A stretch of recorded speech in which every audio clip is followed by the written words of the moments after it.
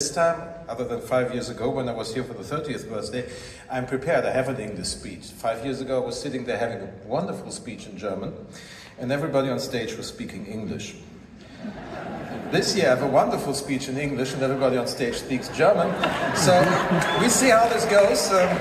But I got the explanation. I'm supposed to speak English. That's what I'm doing right now anyway, because that way I can include everybody in the room and not just those who speak German, and the other ones have to be puzzling what he's mumbling about up there. So that's what I'm going to do, and I'm very glad and pleased to be here, and I can tell you it's an honor for us as well to be here and to support the Hamburg International Queer Film Festival for all the years that it has been in place, and we will continue to do so in the future because it is one of the most important, as we just heard, cultural and artistic events in our city, because it is a celebration of diversity. And I think that this is exactly what we need at these times. We heard it from Amelie Deufelhardt, and I really think that this cannot be stressed enough, that we are living in times where certain things that we thought were learned, were granted, were common in our societies aren't anymore. And I think we cannot wait for anybody else to tell our societies that it's much more beautiful to live in a diverse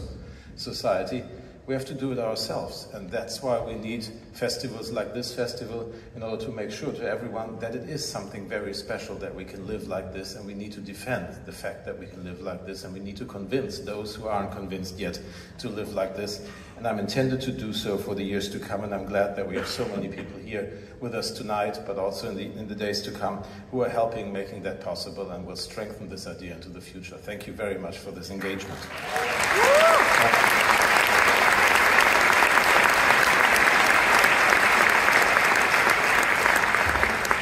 Politicians tend to quote other politicians, and since I'm prepared this year, I brought a quote by a politician, and it's from Johanna Sigurdardóttir, the former Icelandic Prime Minister, who was the first head of state in modern times to openly embrace her homosexuality. And she said at the World Pride Human Rights Conference 2014 in Toronto, a very famous sentence: "It is vitally important that every human being's freedom and human rights are respected all over the world." And this sounds so simple, but it is not. Because we learn and we tend that respect is something that in our everyday life often just goes to the people who are like us.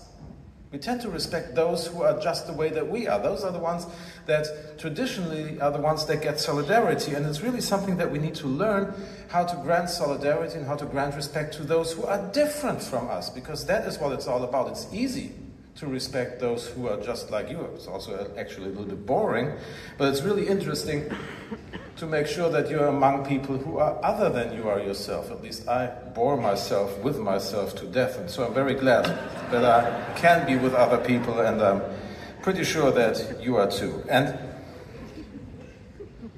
the idea to celebrate human identities, to celebrate individual preferences, to celebrate the fact that we can live in a diverse, open and free society is something that the arts are about in specific. And that is something that, once again, cannot be stressed enough, because art is not to represent what has always been there, to just show some sort of traditional idea of like a homogenic culture.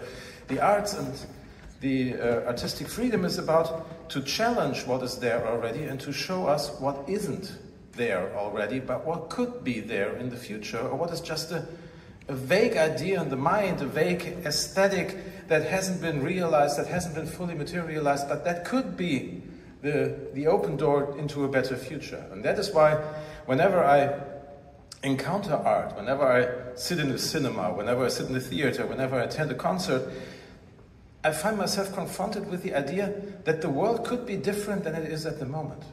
Because I'm confronted with the fact that there are people who think the world different, who show me the world different, who tell me stories that aren't but could be, who have the imaginative power to show me what is possible.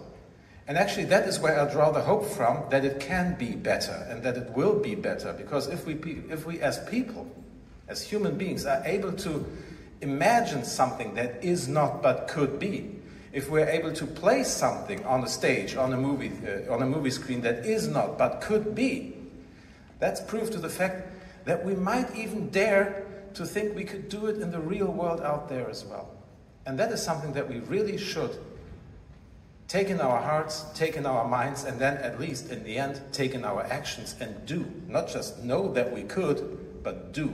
I think that is what it's all about. Do the things that we know we can do, please. And in a society that is...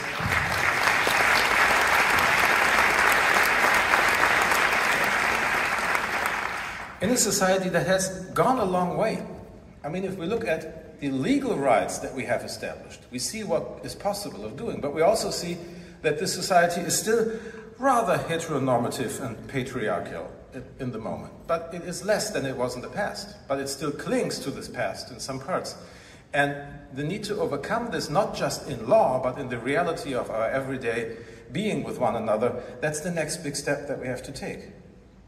Pick up the resources, divide them so that everybody can participate, that everybody can have the rights and the freedoms that are granted in our laws, in our constitution, in order to be just a part of our real life. That's the next thing that we have to do. Shape our public debate, shape our public being with one another in a way that actually grants this freedom in real life to everybody, and fight back all those who want to go back into the 50s or into the 30s because they are afraid of diversity. They are afraid of the beauty of a society that encompasses people who are different and who are equally free to be different. We need to defend a society that has this idea, and those right-wingers that want to bring us back into a boring, anti-human way of living together just with the ones that they deem to be the only ones that have the rights to have certain rights. That is not the idea that we want. We want to believe the fact that everybody is somebody, as the great George Tabouri wrote. And that is what it's about. Everybody is somebody. And we defy everybody who think that somebody is nobody. We will never accept that. Everybody is somebody. Everybody has the equal respect.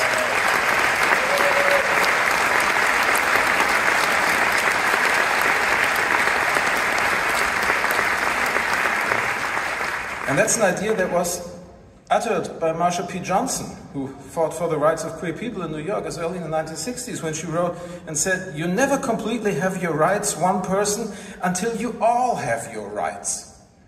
It isn't enough to have your rights for your own. Everybody needs to have their rights. So my fight is also the fight for the other one who doesn't have their rights yet. And I think that many people in this room know this better than me. Because the only form of underprivilege that I can assume is that I was born in Gelsenkirchen. You can draw some intersectionality from there too, but that's not what I'm about. I mean, there's so much more. We need to be solidary. We need to be in solidarity with one another. We need to build gangs, as it was a couple of years ago, the slogan of the festival. Come together and form groups to struggle together, because together we are stronger than we are alone. So we must listen to those affected, and we must show solidarity in our society. And I think that film, that movies, is one of the best ways to do so. And you're going to see this over the course of the festival, over the next days to come, because movies tend to draw us into worlds that we don't know, and that we are very interested in, and that show us what is possible. And just take, for example, we heard about it, black fruit, like Lamin Giba has put it. For me, black fruit is a series I've always wanted to see, but it didn't exist until now. Now it exists. Now the idea of black queerness and the way that it is formed and lived in our society can be seen on screen by everybody. And it will be seen on major television in the first German national TV program as well in a couple of weeks. And that is what it's all about. We show these stories and we confront with these stories people who haven't even thought a glimpse about these stories. And we enrich their lives, and hopefully we enlighten them in their minds. And the fact that this is possible, it wasn't there. It was what I wanted to see, but it wasn't there, so I created it.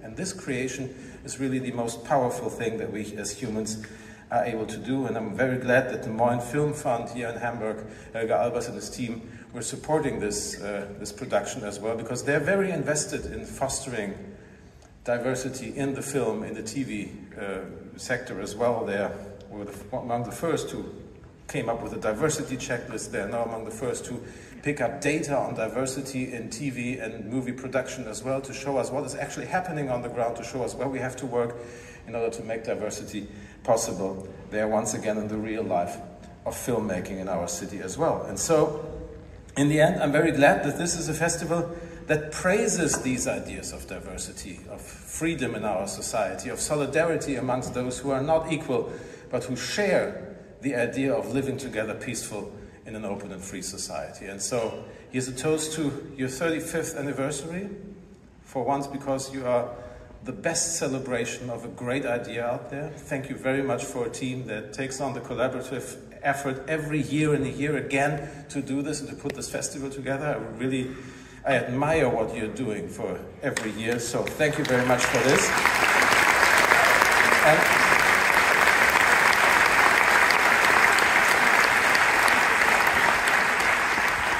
And thanks to everybody else for letting yourself be drawn in evening after evening into these magnificent worlds that we're going to see on screen here. And I hope that once again we take out of these cinemas, out of the movie theaters where we see these movies, the idea that what is happening there on the screen, that somebody could envisage such an idea, could make possible such a story, is something we could take out in our lives and then actually do it out there as well. Because our societies are contested, but in the end, I'm pretty sure we will prevail. Not just because we are more, not just because we are many, but because we have the better idea. So let's bring this idea out there. Thank you very much and have a blast.